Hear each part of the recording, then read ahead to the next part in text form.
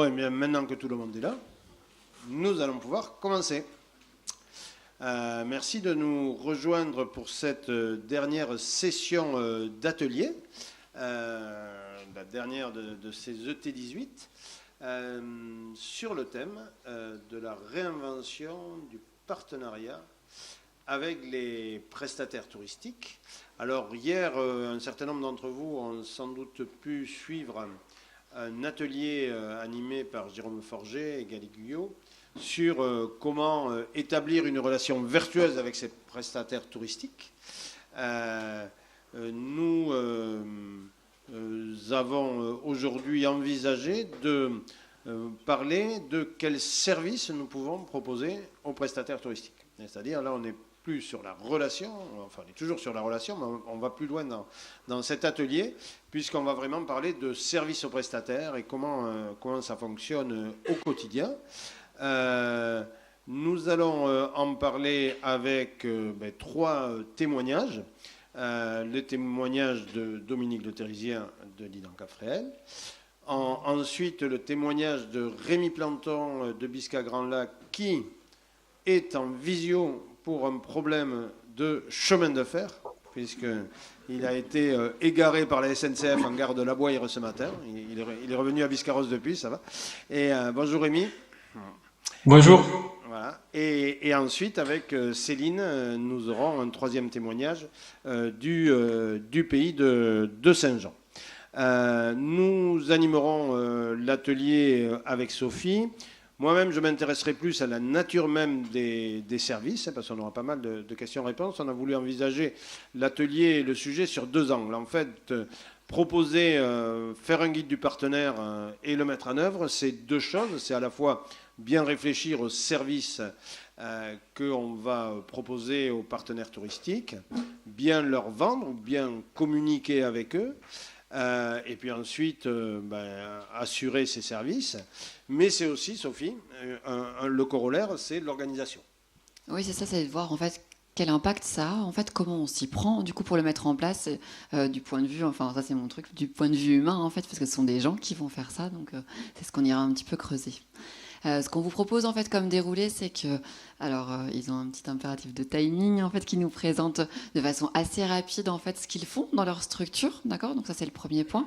Ensuite avec Jean-Luc, on ira approfondir les démarches pour voir peut-être ce qui se ressemble, ce qui est un petit peu différent.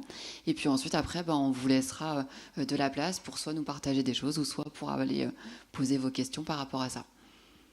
Je ne vais pas vous demander, j'ai l'habitude de demander est-ce que ça vous va, mais en fait, ça serait mieux que ça vous aille parce que vous êtes trop, en fait. Donc, on va pouvoir commencer. Dominique, je vais te laisser commencer, puis nous présenter comment ça se passe chez vous à Dinan. Merci Sophie. Déjà, merci de m'avoir invité aux ET pour témoigner sur notre démarche. Et très heureux aussi de témoigner avec Céline et Rémi, puisqu'on a déjà préparé l'atelier tous ensemble.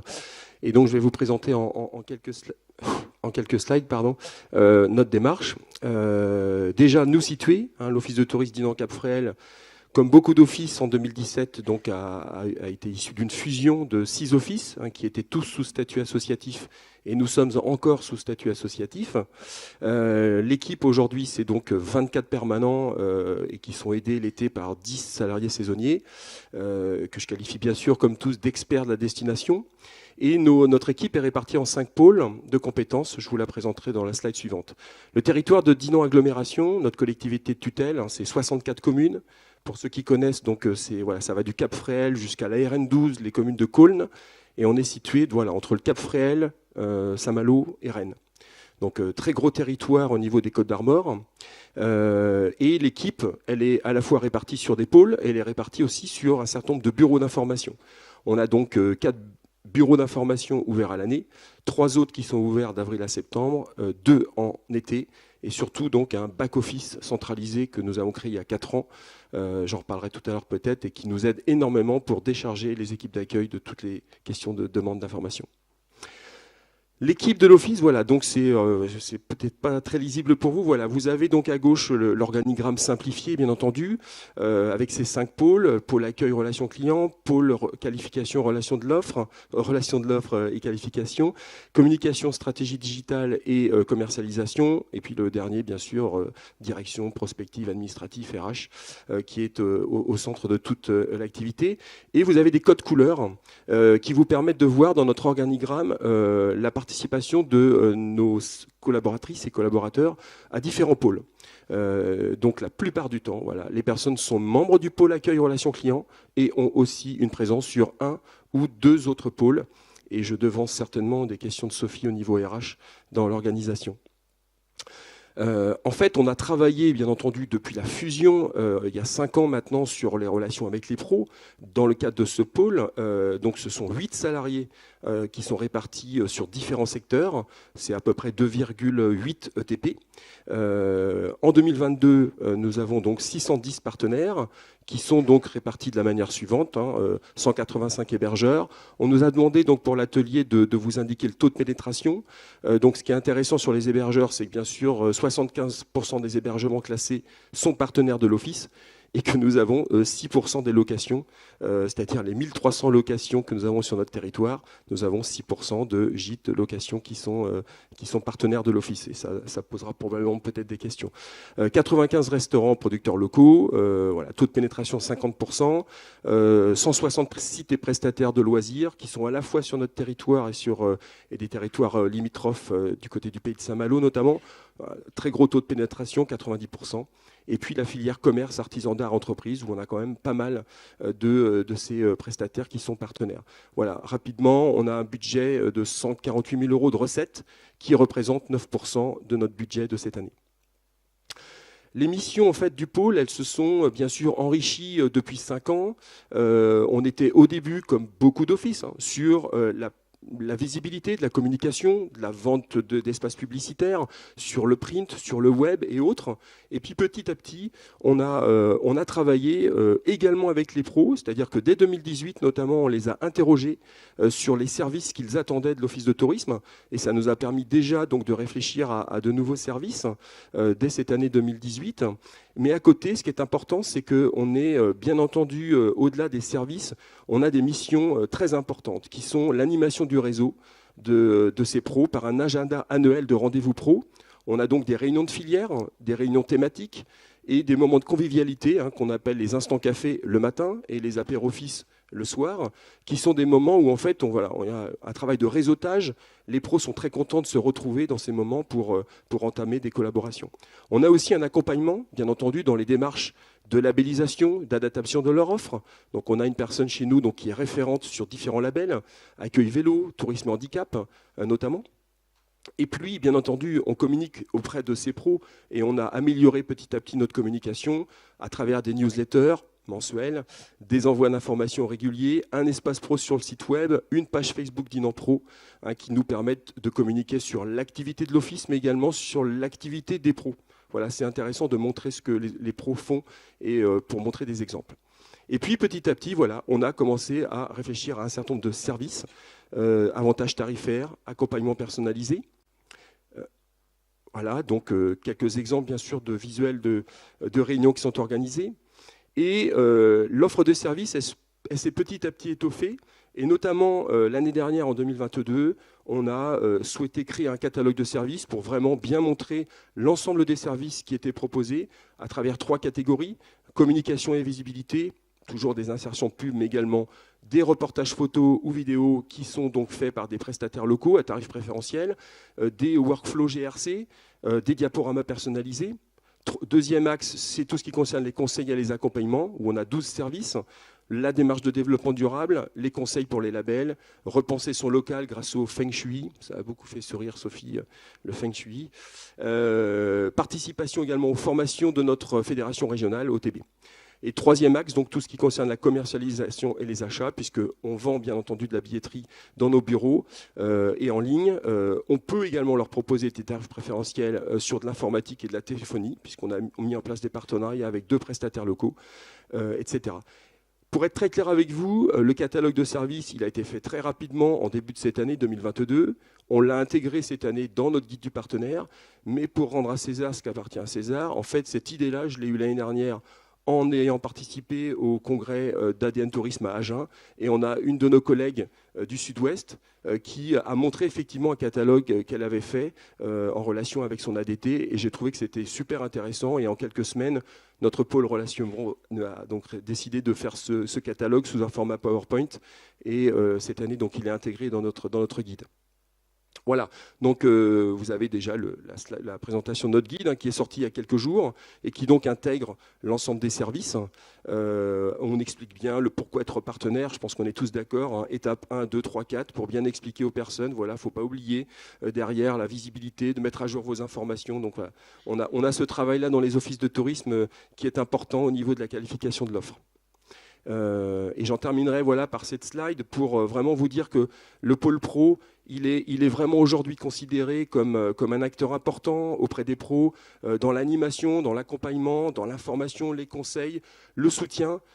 Encore une fois, on en a parlé lors de notre réunion de préparation. On est tous d'accord pour dire qu'en 2020, pendant le Covid, à la sortie du Covid, quand on a réouvert au mois de juin, mais pendant 3 mois, les offices de tourisme ont été très présents auprès des pros. Et ce soutien moral en téléphonant régulièrement pour prendre des nouvelles, cette empathie, ça a été quelque chose qui a été extrêmement important. Et aujourd'hui, on le gagne par rapport à une vraie relation de confiance qu'on a avec des pros de toutes catégories. Et puis, bien sûr, la formation, le partage, et puis prendre de la hauteur, faire de la veille, de la prospective. Tu connais, Jean-Luc. Voilà. Merci Dominique pour ce témoignage. On va continuer avec Rémi Abisca, qui va réapparaître, voilà. Donc je vais directement passer les diapositives depuis ici. Donc Rémi, je te laisse la parole et puis tu me fais signe pour changer de diapo. Très bien, merci beaucoup Jean-Luc, j'espère que là vous m'entendez bien. Super. Donc bonjour à tout le monde et désolé de ne pas être là physiquement présent avec vous. Donc sur la présentation, beaucoup d'éléments fondamentaux ont été bien introduits par Dominique et l'idée de notre axe de présentation est vraiment sur le fait d'avoir repensé également notre relation partenariale et on peut enchaîner sur la diapo suivante, Jean-Luc, si tu veux, sur la localisation. Déjà, ce qui est important, c'est la destination vécue par le client. Intéressant d'avoir une carte comme celle-là, puisqu'on voit effectivement, nous sommes dans les Landes, mais la destination vécue par le client, c'est le bassin d'Arcachon, la dune du Pilat.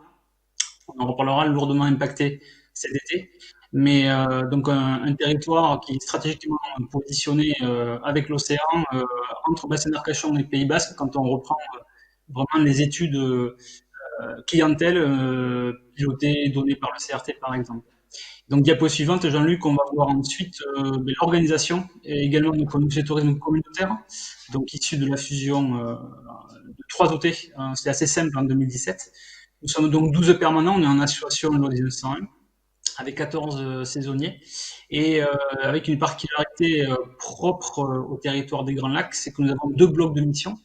Le bloc insécable d'accueil, d'information, promotion, coordination, et surtout parce qu'il est prégnant, l'animation touristique locale, puisque avant la fusion, les offices assuraient au niveau communal la réalisation de festivals ou d'animations générales et locales. Donc ce territoire d'action porte sur 7 communes et on est globalement 30 000 habitants à l'année, on passe 140 000 en haute saison et on est réparti sur 3 bureaux d'information touristique. Et donc, ce qui nous a amené à se poser la question, ça a été ce diagnostic que vous avez à l'écran. Aujourd'hui, on a 415 partenaires de l'Office. On était clairement sur une sédimentation à travers les années, puisque la fusion est arrivée. C'était un agrégat des services, mais on a pu vraiment poser et se mettre à plat et mettre à plat la réflexion de qu'est-ce qu'on propose comme offre et comment on organise tout ça. Mais pour pouvoir bien vous expliquer où est-ce qu'on voulait aller, il faut savoir à ce jour là où nous en sommes. Et notamment, comme le disait Dominique, le taux de pénétration est assez intéressant comme exercice à avoir fait l'analyse, puisqu'on se rend compte que sur 415 partenaires, on a environ 9 à 10 catégories de répartition, d'où ce tableau très scolaire, mais qui sont assez encourageants à part 3 zones, mais que j'ai voulu mettre en exergue et vous commenter. La première, c'est les meublés de tourisme. Effectivement, nous sommes quand même à 23% de taux de pénétration. On a 91 partenaires sur 389. Mais de quoi parle-t-on? Est-ce qu'on parle de lit chaud ou de lit froid? Parce que si je prends aujourd'hui l'intégralité de l'offre du territoire, je ne l'ai pas, parce que beaucoup de meublés sont, sont présents. Mais le canal de connexion vis-à-vis de ces partenaires est relativement difficile. Le second point à révéler, bien sûr, sur le commerce et services, mais là, on est à 8%. Quelle est l'assiette? Puisqu'on est à 1160 partenaires potentiels sur le territoire, mais dedans, on retrouve l'ensemble des commerces qui n'ont rien à faire avec la chose touristique, et je dis ça avec beaucoup de respect. Je pense à des acteurs médicaux, ou parfois des entreprises, on va retrouver qui sont aussi bien de ressortissants à la chambre limitée qu'autre chose. Et se pose vraiment la question à chaque fois, à travers les années, du rôle de l'office. Est-ce qu'on est office de tourisme ou office du commerce? Donc c'est vraiment un choix stratégique qui fait l'objet aussi d'autres travaux en parallèle. Et les restaurants bar-café sont à 35%, mais qui s'expliquent aussi par rapport au fait qu'on a deux grandes familles d'acteurs économiques sur le territoire. Il y a ceux qui sont là à l'année, ceux qui viennent pour la saison. Et c'est vraiment deux typologies totalement différentes. Et on s'est même calé sur cette possibilité d'analyser quels services on offre en fonction de la durée de présence et la durée de vie du partenaire. Et par rapport à ce que dit Dominique, on est à peu près dans les mêmes ratios, je pense, et on est à 161 000 euros. La recette générée par ces 415 partenaires en matière d'adhésion et de services, c'est 161 000 euros. Et donc en diapo suivante, ce qui est intéressant, c'est d'avoir pu tout remettre à plat. Alors remise à plat, qu'est-ce que c'est? On a bénéficié de ce plan d'accompagnement de la MONA en 2021 avec NOMAC, le nouveau marketing des services.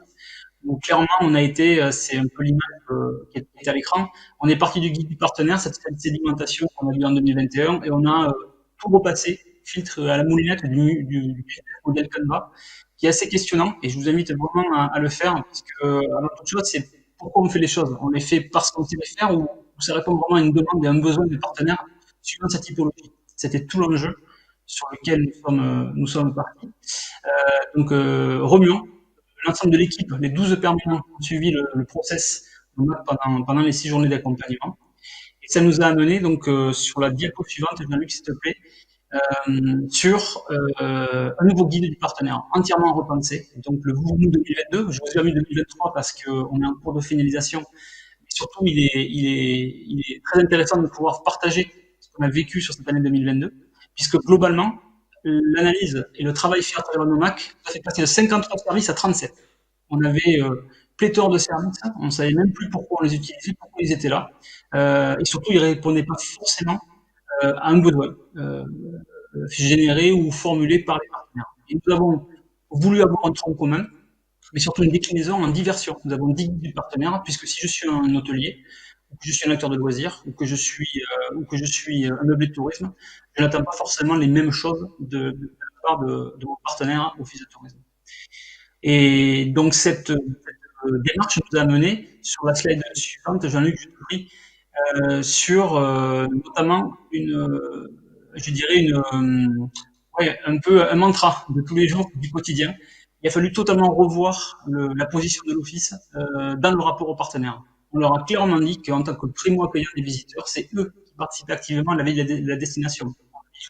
On sait que depuis 5 à 6 ans, les chiffres de fréquentation peuvent être en baisse, même si on est sur des zones littorales à forte concentration.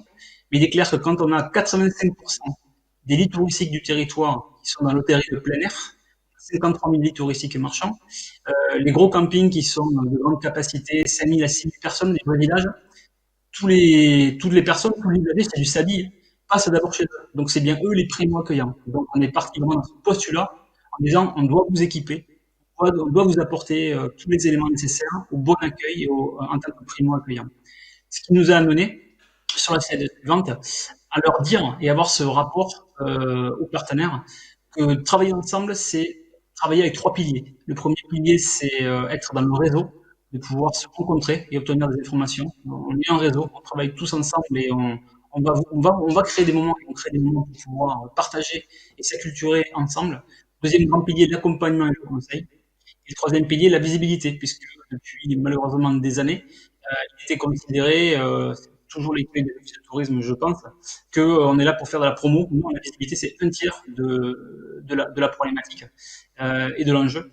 Et bien sûr, on l'avait mis en clin d'œil, c'est d'avoir les mêmes valeurs autour de la marque, Biscuit Arnac. Travailler avec une super équipe, LD, hein, on est vraiment fantastique, surtout mes collègues, et simplifier le quotidien. Et ce qui nous a amené, effectivement, dans le séquençage, à avoir dans ce guide du partenaire une logique de service inclus, un package intégré dans la logique du partenariat, avec des services en option. Les services plus qui, eux, sont payants, c'est des tarifs hors taxe fiscalisés. Et donc, démarche vraiment intéressante. Et si on va sur la slide suivante, ça donne, notamment, je vous ai mis un petit panorama des différents services et la ligne de partage. Colonne de gauche, on a les services inclus, permis de créer des moments de rencontre. On garantit tout au long de l'année des temps forts de rencontres. L'exemple du 8 novembre prochain, on aura les rencontres du tourisme à l'occasion du bilan de saison. On attendait le plus tard possible. On attend tout en début novembre, pardon, pour pouvoir apporter de la matière et avoir un regard éclairé sur les différentes situations de notre monde qui bouge en permanence. Donc, environ 5 à 6 événements forts sur l'année complète. La news professionnelle domine. Également des outils tout simples gracieusement pour les partenaires, l'outil, calculateur d'itinéraire, sentier de randonnée, vélo, tout ce qu'on peut imaginer, sous logiciel, sur OpenStreetMap notamment. Et l'idée, c'est surtout de leur apporter le contenu qui puisse l'intégrer dans leur outil web. Des ateliers professionnels. Est-ce que tu nous entends, Rémi? Rémi? Oui. Oui, est-ce que tu peux nous entendre? Oui. Est-ce que tu peux du coup synthétiser du coup pour qu'on avance? Juste finir en quelques mots, en fait, s'il te plaît. Oui. Pas de souci. Merci beaucoup.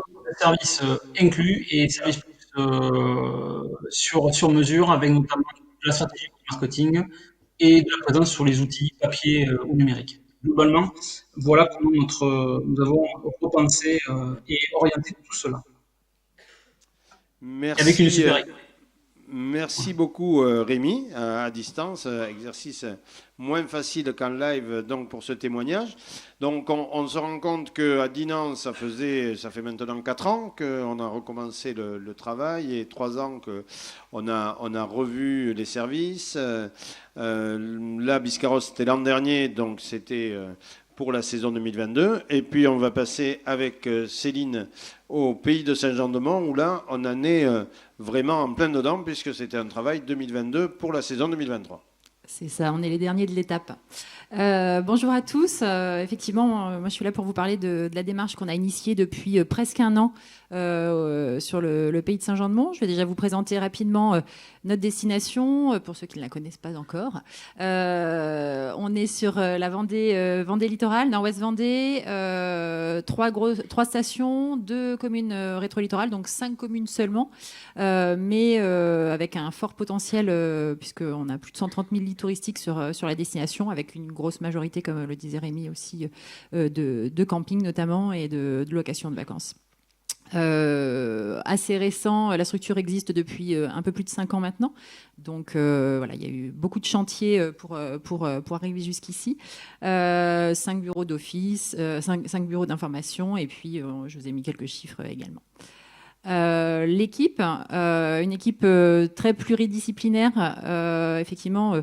Quand on voit des organigrammes comme ça, on peut se dire il y a du monde. Oui, sauf qu'il y a énormément de choses qu'on internalise. On fait nous-mêmes beaucoup de création de contenu, beaucoup de toutes nos relations presse, l'attractivité. On fait les classements de meublés. Voilà, on a aussi un panel, le marketing. Voilà, donc c'est aussi, ça explique aussi le pourquoi de cette organisation. On est organisé en 3 grands univers. Donc ça, on est engagé dans une démarche RSE depuis un peu plus de 18 mois, donc qui nous a permis aussi de revoir toute notre organisation interne par rapport à tout ça. Et puis après, un conseil d'administration et un comité technique de façon assez traditionnelle.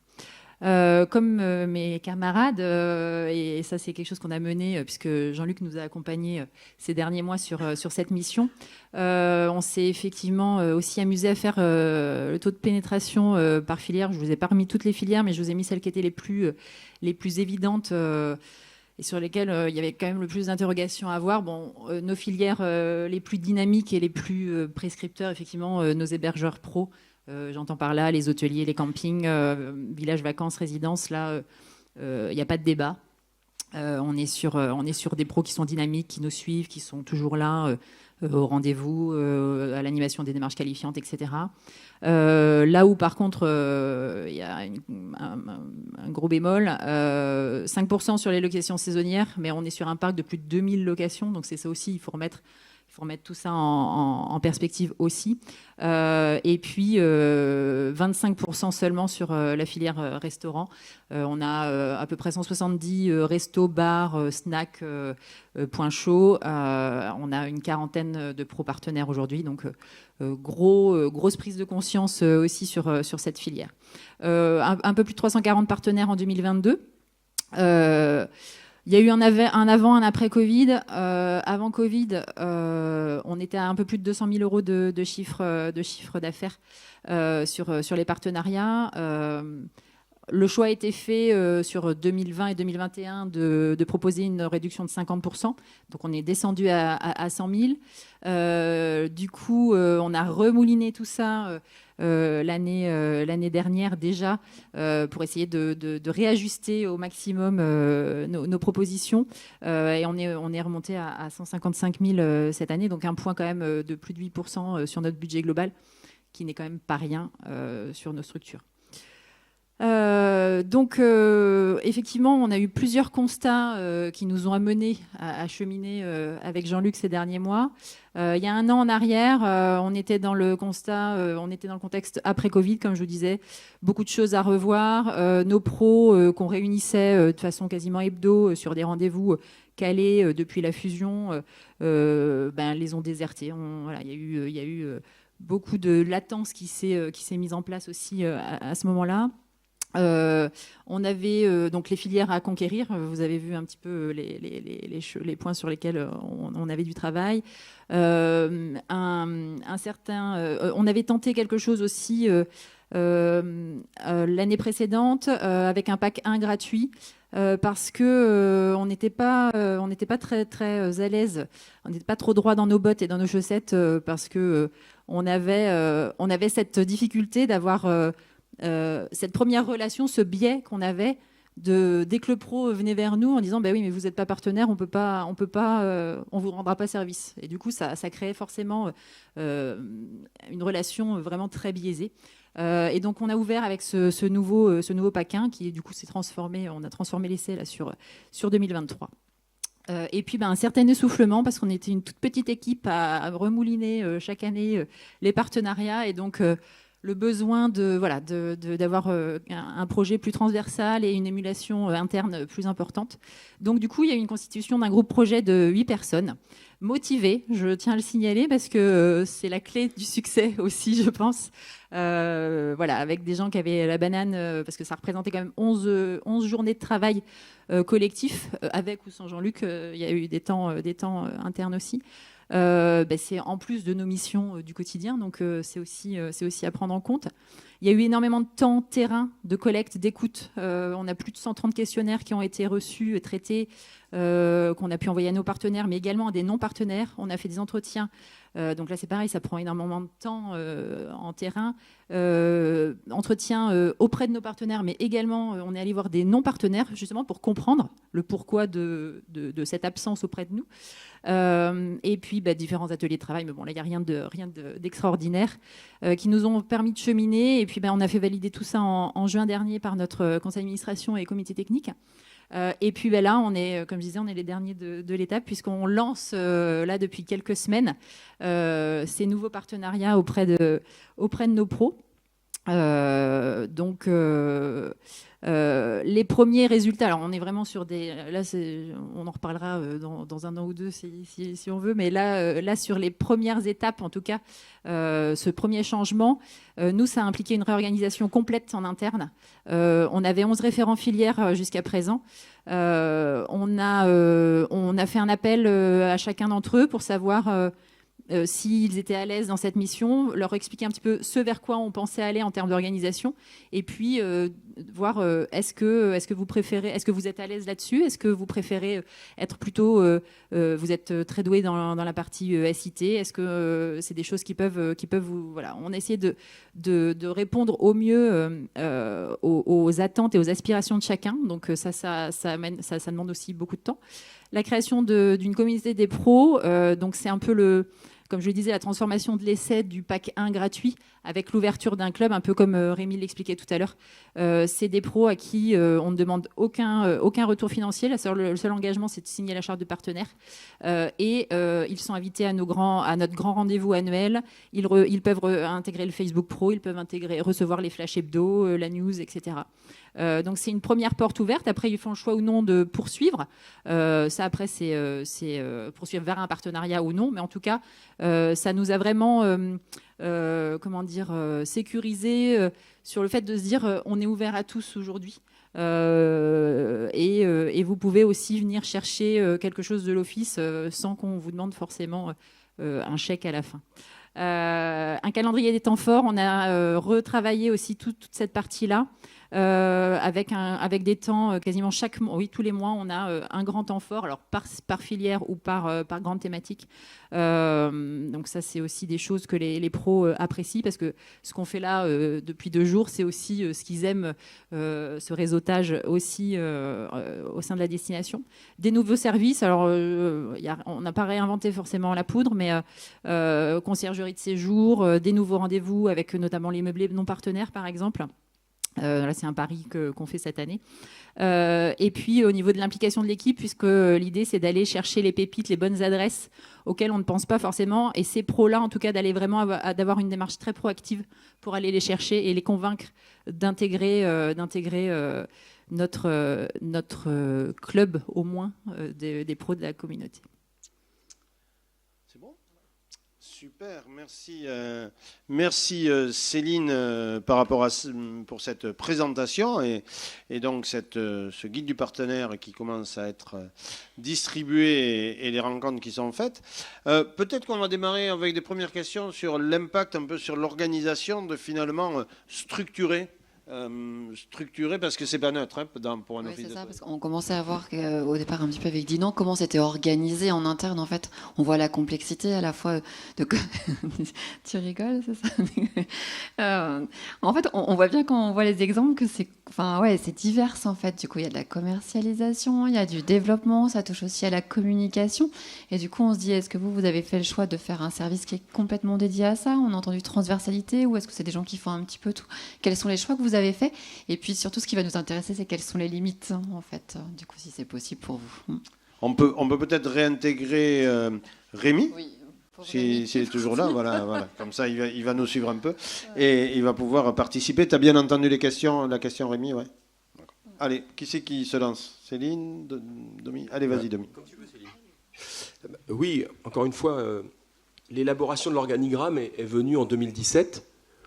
Et on a demandé aux équipes des 6 offices de tourisme de réfléchir à ce qu'ils avaient ou ce qu'elles avaient envie de faire. Et donc l'élaboration de cet organigramme avec les 5 pôles, il est venu de la base.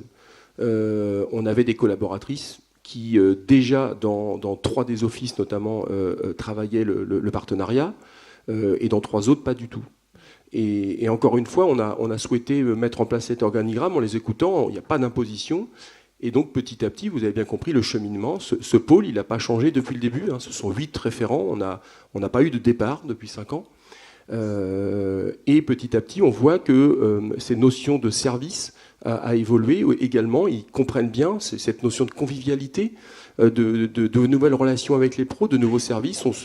On s'inspire aussi de ce qui est fait dans le réseau. On n'invente rien. Et c'est ça qui est intéressant. Par contre, aujourd'hui, voilà, par rapport à la question que tu poses, Sophie, sur est-ce que c'est vraiment un service dédié ou pas, nous, aujourd'hui, on voit bien que c'est très intéressant que nos conseillères en séjour soient aussi membres du pôle pro. Elles sont au contact du terrain, elles font remonter des attentes des visiteurs, des clients aux pros. Et les pros apprécient aussi d'avoir ces référentes de secteur qui leur parlent de toutes les évolutions. Maintenant, 5 ans après, la problématique RH, elle est là. Parce que quand on termine, entre guillemets, la campagne de partenariat en février et qu'on commence à Pâques la saison touristique avec des visiteurs, on a une équipe qui, au mois de mars, déjà sur les rotules, et à la fin de la saison estivale, fin septembre, on commence la campagne de partenariat. Donc, clairement... C'est de l'esclavagisme, monsieur le Terrissien. Non, encore une fois, c'est beau sur le papier, c'est vrai. Encore une fois, je vois bien qu'on est à une limite. On est à flux tendu, comme beaucoup d'entre nous. Et ça, clairement, on le fait comprendre à nos élus. Vous avez demandé qu'on développe les relations avec les pros. Vous avez demandé qu'on développe des recettes pour le budget de l'Office de tourisme. Mais à un moment donné, voilà, il y a une limite, quoi. Ouais, en fait, on voit bien l'intérêt de la complémentarité entre finalement l'accueil et le prestat, mais comment on fait pour que les gens ne soient pas épuisés, qu'ils aient un peu de temps en fait. Est-ce que du coup Rémi ou Céline, vous voulez enchaîner sur l'organisation interne, les choix qui ont été faits? Alors les limites, c'est peut-être un petit peu tôt pour Céline, mais... oui, on verra. Là, on va être en test and learn. On fera le bilan en janvier-février de cette nouvelle organisation. Comme je disais, on avait 11 référents filières auparavant. Aujourd'hui, on a... Donc, un référent filière faisait du rendez-vous pro à la mise à jour de l'encart, à la mise à jour de la fiche cité, au contrat et à la vérif de la facture. Donc, on était sur un processus vraiment très lourd aujourd'hui, et avec des collègues qui n'étaient pas forcément à l'aise sur l'une ou l'autre des étapes, parce que la saisie SIT, c'est peut-être pas quelque chose sur lequel je suis la meilleure. Peut-être que la gestion des contrats sous notre outil Sage, c'était pas le plus simple non plus. Voilà, donc on a essayé de remettre tout ça à plat. On a, comme je disais, on a interrogé chacun d'entre elles pour savoir les aspirations et ce vers quoi elles aimeraient tendre à l'avenir dans cette nouvelle organisation. Et du coup, on a créé 4 pôles vraiment d'experts sur les différents parcours. Donc, on a 6 chargés de relations pro aujourd'hui qui font le rendez-vous. Et ensuite, il y a tout des canaux, des procédures et des canaux de communication qui sont très, très importants, parce que le fait de démultiplier le nombre de personnes sur le parcours. On a un pôle qui gère toute la partie print, chargé de visibilité print, de 3 personnes. 3 personnes sur le chargé de visibilité web, donc toute la mise à jour SIT, fiche Presta, on est sur la centrale LOA, etc.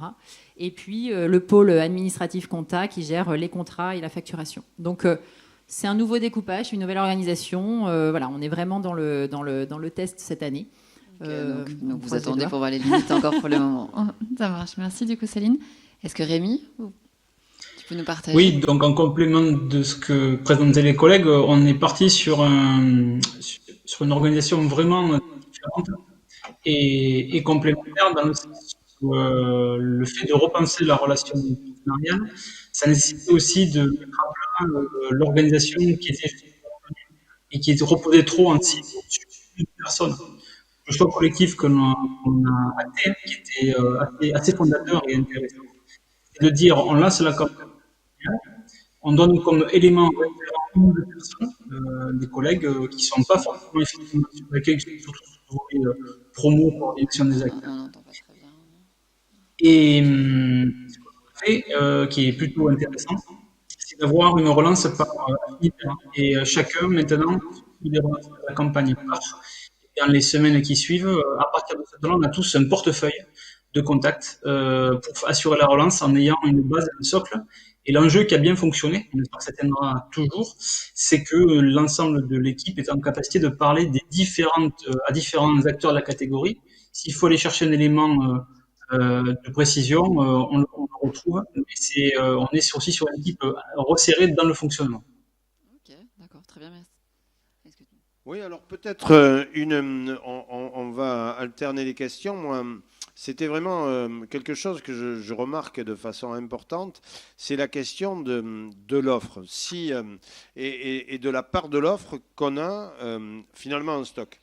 Puisque quand on voit les taux de pénétration par filière, on se rend compte que ça se multiplie partout, avec notamment ce que je vois à peu près partout, c'est souvent la problématique de la restauration, et puis la problématique actuelle des meublés, notamment des meublés qui sont sur les plateformes.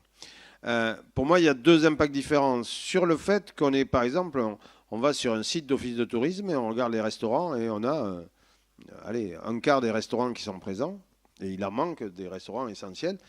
Par rapport aux visiteurs, voilà. Quel impact? Ça, c'est compliqué. C'est quand on en est sur cette gestion du partenariat où ce sont que les partenaires qui apparaissent, voilà, ou qui apparaissent de façon différenciée. Donc ça, comment vous le gérez ça maintenant? La réponse, c'est finalement au minimum la gratuité. Mais alors, comment on gère par rapport aux autres? C'est compliqué, hein? Pas facile. Pardon. Pas facile, Jean-Luc, parce que, encore une fois, nous, on a 50%. On a, sur notre territoire, on a des stations littorales où là, le taux est bien entendu très proche du 100%. Et que plus on descend effectivement dans la partie intérieure, voire même à Dinan-Ville, le taux est un peu plus faible. Dinan, c'est à peu près 50%, mais sur le littoral, zone touristique, les taux sont plus importants. C'est plus dans des communes, entre guillemets, moins touristiques, où il y a une offre de restauration qui ne sentent pas l'intérêt, bon, d'une part. Mais pour autant, clairement, on en parle tous. Cette offre de restauration, c'est qu'est-ce que l'Office leur apporte?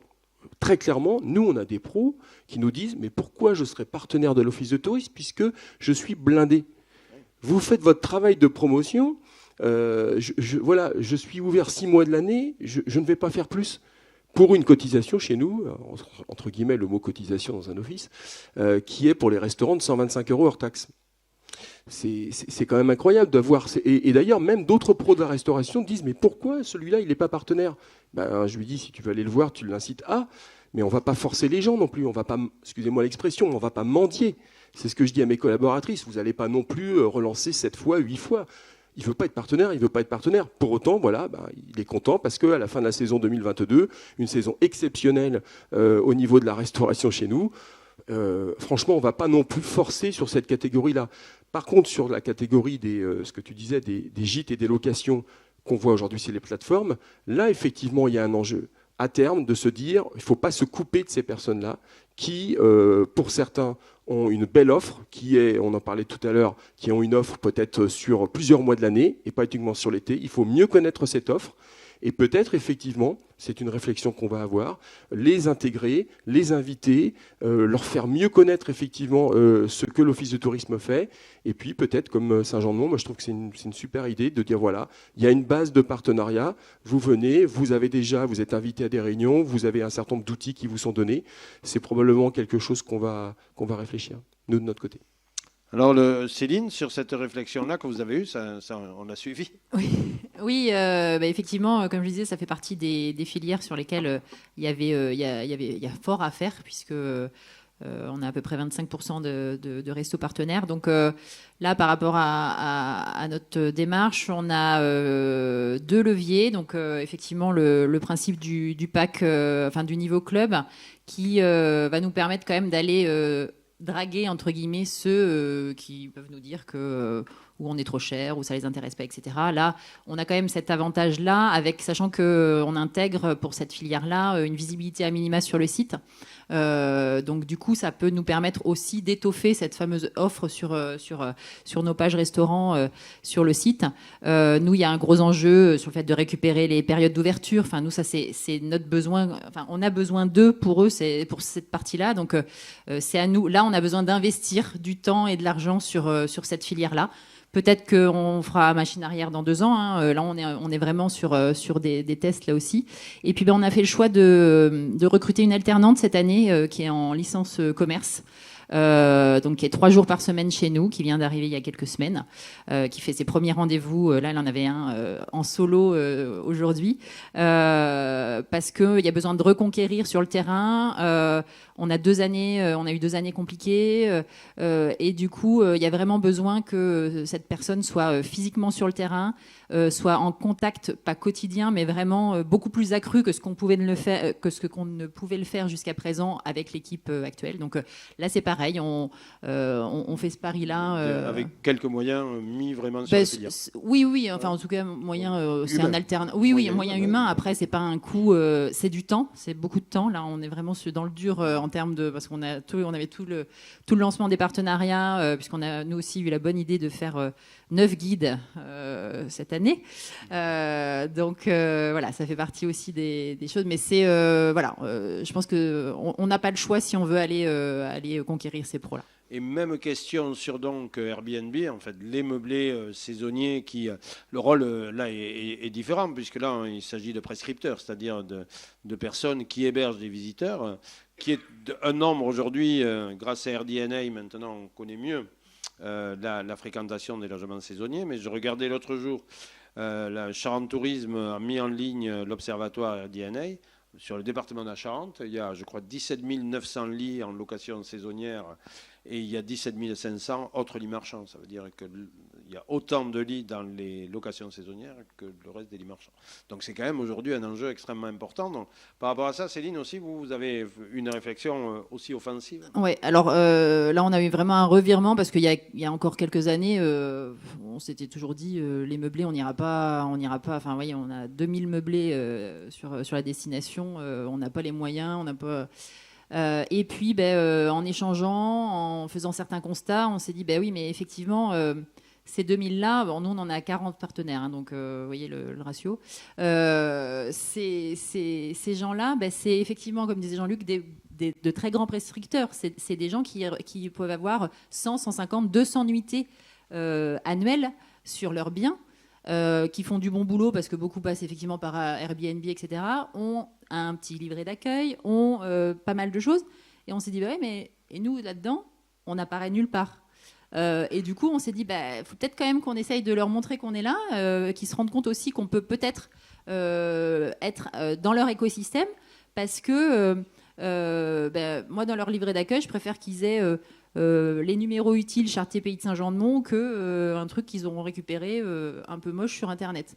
Je préfère qu'ils mettent en avant avec un kit de producteur ou un guide avec des cadeaux d'accueil qu'on aura bossé avec eux, avec les producteurs. Je préfère qu'ils mettent ça plutôt qu'un pare-soleil made in China. Ou voilà. C'est aussi toutes ces petites choses. C'est des choses sur lesquelles on n'investira pas trop de temps puisque l'idée c'est de leur donner des outils qu'on a déjà. On ne recréera pas forcément, en tout cas en année 1, de nouvelles choses. Et on fait une première soirée des meublés justement non partenaires là en novembre, le 10 novembre. L'idée c'est d'avoir un temps convivial et un premier temps d'échange pour les intégrer peut-être en club, peut-être que ça les intéressera pas, peut-être que certains basculeront partenaires. Voilà, c'est aussi un premier pas là encore. Ok. Tu veux réagir sur ce point-là, Rémi? Non, peut-être juste sur un point soulevé par Dominique où je serais plus radical sur la sphère restaurant.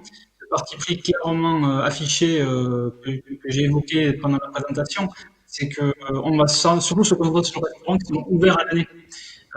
Parce qu'aujourd'hui, ils représentent un quart de l'offre de restauration du territoire et c'est eux qui sont formés dans le territoire et qui sont présents et qui ont besoin de l'accompagnement au fil de l'eau. Tandis que ceux qui viennent, je ne prendrai pas un terme qui a été utilisé, qui était un peu paradoxal, mais certains qui peuvent être passagers clandestins de la destination, parfois, ils n'ont pas forcément d'appétence ou de besoin particulier de travailler notamment sur la promo et encore moins sur le réseau parce que tous les événements qu'on organise, ils sont plus là. C'est-à-dire que concrètement, du point de vue du calendrier, à partir du 15 octobre, là, à partir d'aujourd'hui, on n'a plus personne sur les 3 stations principales. Et sur les entreprises qui ferment, parce qu'ils prennent leur congé aussi, donc il y a cette réalité temporelle du territoire. Donc c'est uniquement le point de rebond que je peux faire. Merci.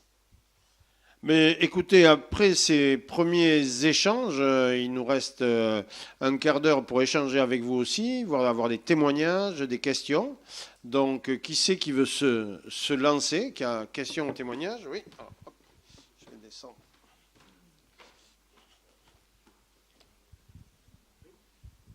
Bonjour, Delphine de la Côte du Midi à Narbonne.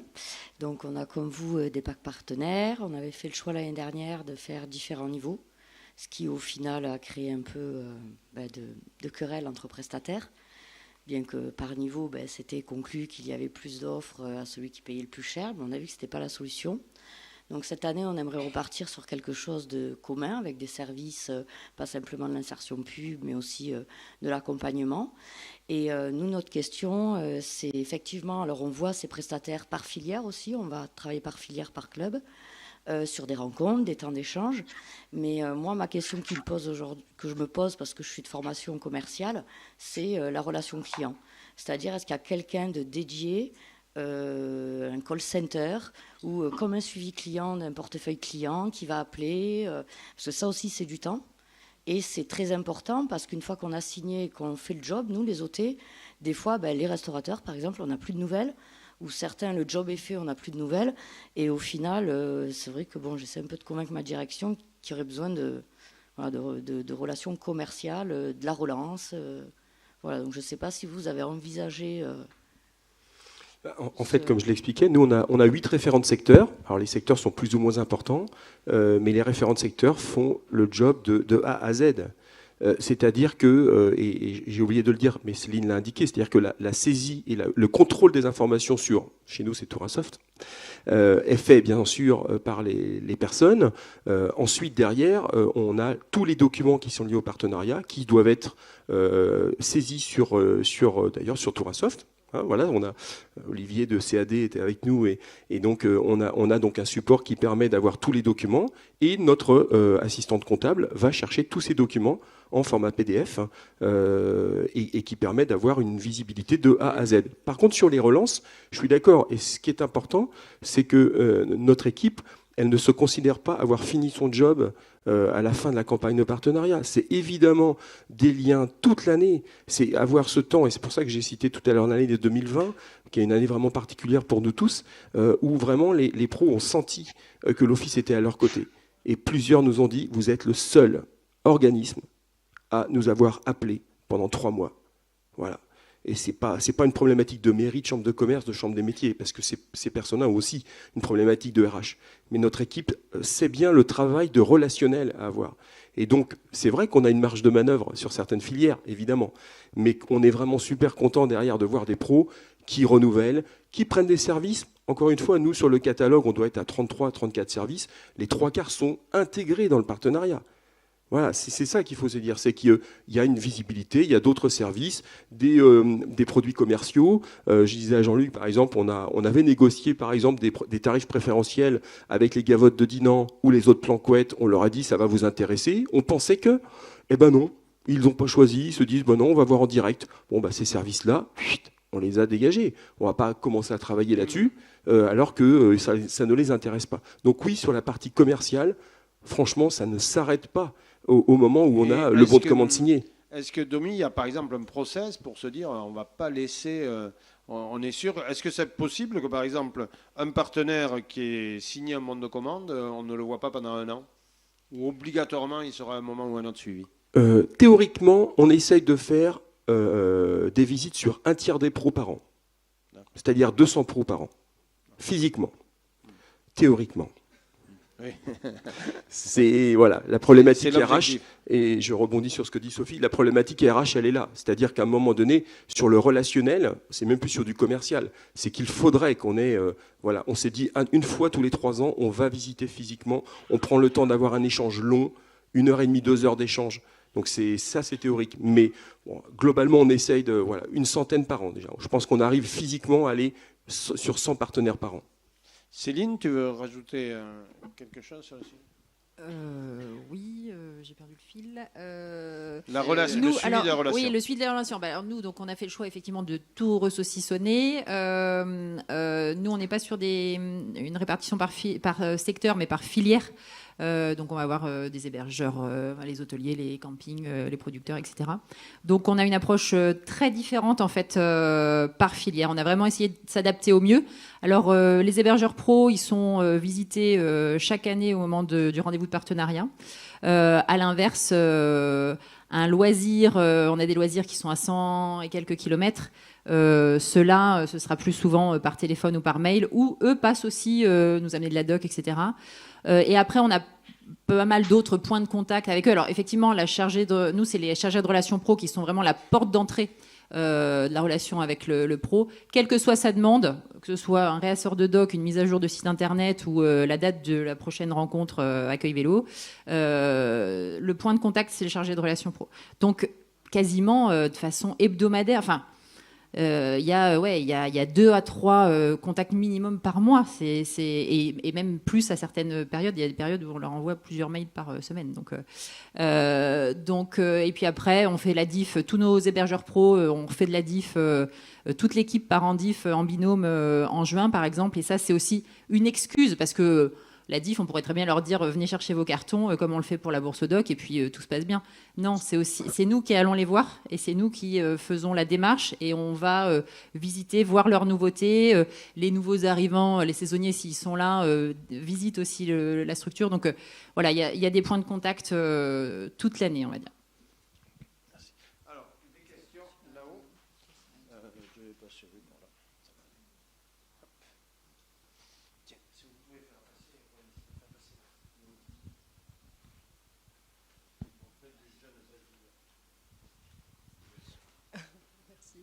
Une question, est-ce que sur vos destinations, la question d'abandonner le partenariat payant s'est posée?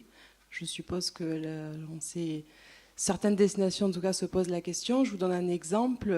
Notre rôle est de promouvoir le meilleur, on va dire, de chez nous, mais le meilleur qui paie un partenariat chez nous, pour le coup. Donc, où est le juste milieu et si, voilà, la question s'est déjà posée sur vos destinations. Est-ce que Rémi? Non, on a perdu Rémi. Est-ce que Rémi, tu veux répondre à cette question ou... Avec plaisir, oui. Non, je pose la question de l'abandon du partenariat parce que déjà naturellement, il y a une culture de réseau sur le territoire et l'ensemble des partenaires présents, ça contribue à l'équilibre financier et l'avancée du territoire. Donc, pas vraiment de démarche sur cette révision. Ça fait partie d'une des questions qu'on avait posées. C'était aujourd'hui comment contribuent les services proposés, dans quelle dynamique vous inscrivez. Et tous ont bien dit on est d'accord pour tous contribuer, mais par contre avoir en retour une offre de services dans laquelle on peut tous se retrouver, notamment par rapport à ce que disait Stéphane. J'adhère totalement au point de contact avec tous les partenaires de l'année, mais les faire se retrouver, faire des temps forts d'animation, rien que ça, on a vu sur une autre émission que nous avons fait dans le cadre de l'appel à projets, des secteurs de loisirs, où il y avait environ 230 personnes qui nous ont dit on veut simplement que vous organisiez des réunions, rien que des cafés, des actions auprès. On va être obligé de... Oui, on va être obligé de te couper, Rémi, parce que c'est coupé et assuré. Mais en tout cas, que c'était pas forcément que les partenaires continuent à contribuer en échange de vos services. Merci beaucoup. Est-ce que vous voulez, du coup, là, j'avais une autre question. Basile, de l'Office de tourisme de Tulle, en Corrèze. Je voulais savoir si vous aviez des actions spécifiques ou peut-être un petit peu originales, notamment à destination des hébergeurs. Parce qu'on a vu dans votre propos qu'en fait, et c'est plus peut-être valable sur les hébergeurs, qu'en fait, on a autant besoin d'eux qu'ils ont besoin de nous. Et voilà, sur typiquement cette filière-là, est-ce qu'il y a quelque chose soit d'un peu original ou un angle un peu différent qui a été amorcé d'un côté ou de l'autre? C'est pas peut-être de l'originalité, mais ce que je disais tout à l'heure, c'est que les réunions de filière, on a différentes catégories d'hébergement. On a des réunions avec les hôteliers, avec les campings, avec les chambres d'hôtes, avec les résidences, avec les établissements de tourisme social. Et c'est ces moments d'échange où on se rend compte que quand... il n'y a souvent pas d'ordre du jour particulier, à part un ou deux sujets qu'on aimerait aborder avec eux, mais c'est souvent au cours des échanges qu'on se rend compte que certains pros, par exemple, mettent en place des services. Je vous donne juste un exemple, un hôtel qui a mis en place les bornes de recharge électrique pour voitures. Il a expliqué les choses. Tout de suite, ses collègues hôteliers ont trouvé que l'idée était géniale et ont vu l'intérêt. C'était il y a 2 ans, donc c'était pas cette année. Donc, en fait, le rôle de l'office, c'est un rôle de mise en relation, de coordonnateur. C'est pas de l'originalité, mais on sent bien qu'en ayant ces réunions de filière, ils sont pas concurrents dans ces cas-là. C'est ça qui est intéressant. Que ce soit des campings, parce qu'on a aussi, nous, des gros campings, peut-être moins que sur le pays de Saint-Jean-de-Mont, mais on ne les sent pas concurrents. Ils sont plutôt complémentaires et ils se donnent des bons conseils. Et sur sur le tourisme durable, c'est exactement ça. On a mis en place un tourisme responsable lab avec des acteurs engagés. Et le mieux, en fait, c'est d'avoir des acteurs qui parlent aux autres acteurs, qui montrent les bons exemples. Donc voilà un petit peu la démarche que nous avons, c'est plutôt de faire la coordination, de la mise en relation. Est-ce que Céline, alors nous, on n'a rien d'exceptionnellement original non plus, mais par contre, on essaye vraiment de s'adapter au maximum aux problématiques et aux attentes des différentes filières, et notamment, pour donner un exemple sur l'hébergement. Alors, sachant, comme je le disais, c'est nos filières les plus dynamiques. C'est ceux qui, de toute façon, sont dans les démarches qualifiantes qu'on peut animer, sont présents dès qu'on propose un atelier sur n'importe quelle thématique. Voilà, on a quand même cette chance-là aussi. Mais par exemple, chaque semaine en saison, on leur envoie un formulaire pour leur dispo, comme beaucoup sans doute. Et ce qui marchait plutôt bien, voire très bien avec les campings et les résidences, les hôtels, c'était une galère sans nom. On avait 3 retours, enfin c'était voilà. Donc du coup après il fallait retéléphoner, etc. Et du coup on a réfléchi autrement en disant qu'est-ce qu'on pourrait mettre en place pour que bon sang de bois ils nous répondent. Et on a créé un groupe WhatsApp. Alors c'est bête comme chou, hein, c'est voilà, tout le monde est capable de le faire. Et on a eu des discussions tout l'été, ça a fonctionné. Et là, la collègue donc chargée de relations pro sur l'hôtellerie est en plein rendez-vous, et donc du coup je lui ai demandé de les interroger sur ce qu'ils avaient pu en penser, et ils ont tous trouvé ça super. Et au-delà de la dispo, parce que du coup ils se sont renvoyés, il y avait cette facilité de dire j'ai 3 chambres, tiens hop, il y a eu un jeu de renvoi vraiment hyper important, et même sur des besoins complètement différents. Fin août, l'une avait plus de housse de couette, a demandé si y avait possibilité de se faire prêter des housses de couette. L'autre, je ne sais plus pour quelle, pour une réparation de congélateur, je ne sais pas. Enfin, ça a créé une émulation, une dynamique qu'on n'avait jamais réussi à avoir autrement avec un simple formulaire ou un envoi mail. Donc c'est basique, mais voilà, c'est un petit exemple. Oui, moi je trouve tout à fait intéressant, parce qu'on voit que finalement le rôle de l'office de tourisme, il est largement au-delà de la visibilité, quoi, quand même. Il est énormément sur le réseau. Moi je voulais rebondir aussi, parce que c'est un peu le même sujet, sur abandonner les partenariats payants. C'est vrai qu'il y a un certain nombre d'offices de tourisme qui prennent ce choix-là, et je pense que ça peut être aussi stratégique, mais tout dépend du poids économique des partenariats dans le budget. Parce que si on est à 2 ou 3%, c'est pas insoluble. Quand on est à près de 10% sur des sommes quand même importantes, comme des secteurs extrêmement touristiques, il est évident qu'on voit la réponse de façon différente. Et le paradoxe, c'est que en général, les plus grosses contributions viennent des hébergeurs, parce que historiquement, c'était basé sur la visibilité. Et aujourd'hui, notamment quand on est une zone moins touristique, la visibilité de l'office de tourisme, c'est pas ça qui remplit les hébergements. C'est malgré tout différent quand on a des sites internet de stations ou de zones touristiques qui fonctionnent bien quand même aujourd'hui, où il y a toujours un intérêt à la visibilité. Mais c'est vrai que cette question se pose, en fait, de la contribution par rapport au service, mais on ne peut pas changer les modèles économiques du jour au lendemain aussi. Oui, alors Jean-Marc.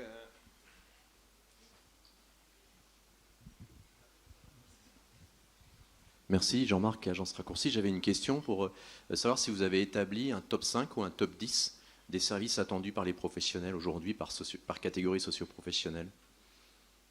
Par exemple, vous avez parlé de livret d'accueil, ça a tapé un petit peu dans ma tête tout à l'heure. Alors, on les a justement interrogés, je disais tout à l'heure, dans la démarche. En février, on a fait partir des questionnaires à tous nos partenaires et aux propriétaires meublés non partenaires.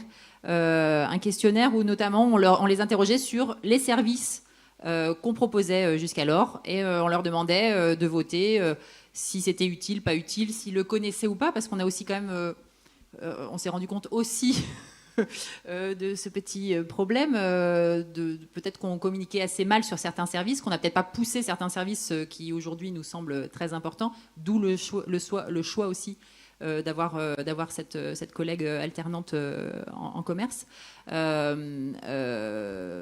Donc oui, et donc du coup ça nous a permis de ressortir ce qu'il fallait absolument conserver, et globalement ils étaient assez satisfaits des services qu'on proposait, mais oui, ça nous a permis en tout cas de faire cette première collecte.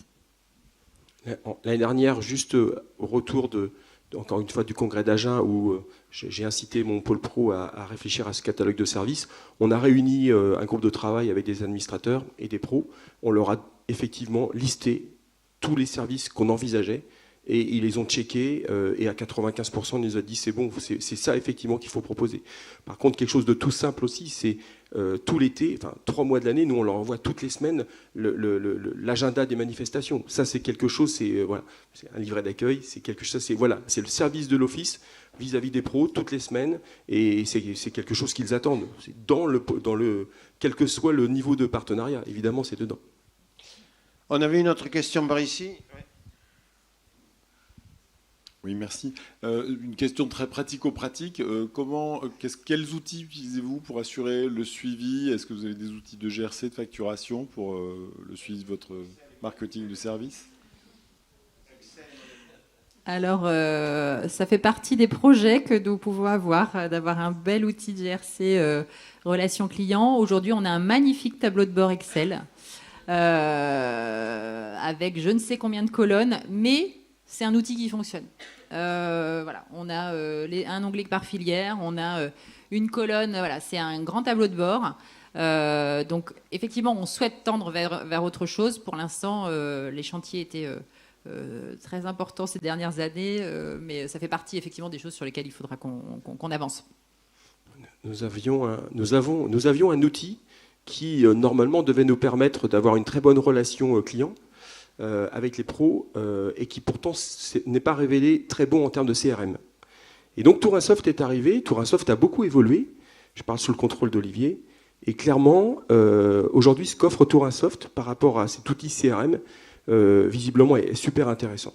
Donc, encore une fois, par rapport à l'envoi de mails liés aux partenaires, à la récupération des informations, au contrôle, et ensuite, nous, la facturation, on est sur le logiciel Quadra, et donc il y a une relation entre Tourinsoft et Quadra par rapport aux éléments qui seront transmis. Alors, on a une autre question tout là-haut. Je vais faire le tour peut-être. Ça sera peut-être la dernière, du coup on va arriver... Ah oui, Jean-Luc, oui, je pense que tu as oublié l'heure. Ouais. Ah oui, oui. Jean-Luc repart encore pour une demi-heure, je pense. On fait la dernière, et puis... Et oui, Rémi, on pense bien à toi, mais comme c'était très assuré tout à l'heure, on ne t'entendait pas très très bien, mais on va refaire un test. Bonjour, Office de tourisme du Vignoble de Nantes. Je voulais juste savoir si vous aviez pensé à externaliser en fait des services offerts aux prestataires. Et on peut commencer avec Rémi, c'est ça? On essaye, Rémi, pour voir si on t'entend bien. Tu as entendu la question? Est-ce que vous avez pensé à externaliser en fait des services? Alors, pas directement l'externalisation, vraiment à la main. En revanche, trouver des avec des prestataires et des partenaires qui peuvent apporter une plus-value, création de site internet, des actions de référencement, c'est des deals que l'on peut avoir et proposer au profit des partenaires. Ok, merci beaucoup. Est-ce que vous voulez rajouter? On a eu effectivement une expérience d'externalisation, notamment, comme beaucoup d'entre nous, sur la réalisation de plans, la vente d'espaces publicitaires. Et ça a été une très mauvaise expérience. Donc concrètement, c'est l'équipe elle-même qui a dit on souhaite reprendre la gestion de ces espaces pubs, et tout simplement parce que lorsqu'on propose un certain nombre de services de visibilité sur nos supports, le print, le web, les plans, puisqu'aujourd'hui sur notre destination on a quand même 5 plans, c'est demandé, c'est dans les offres de services payantes, et c'est tout à fait logiquement que nos collaboratrices intègrent cette vente d'insertion pub sur des plans, et on s'est rendu compte que on avait beaucoup plus d'intérêt financier, on ne reverse pas de commission à une société, et donc on a 100% de la recette. Quant à peut-être la question était externaliser l'animation des prestataires, c'est un peu comme si un maître restaurateur externalisait sa cuisine, quoi, en fait, pour moi. Je pense que c'est le métier de base des offices de tourisme, malgré tout. Non, tu aimes les conclusions, toi, Jean-Luc, on va arriver à la fin. Je sais que tu aimes... Oui, mais écoutez, merci d'abord à Rémi, merci à Dominique et merci à Céline pour ces témoignages. Je pense qu'on aura encore l'occasion souvent de parler de relations et de services aux partenaires. Merci à tout le monde. Merci beaucoup.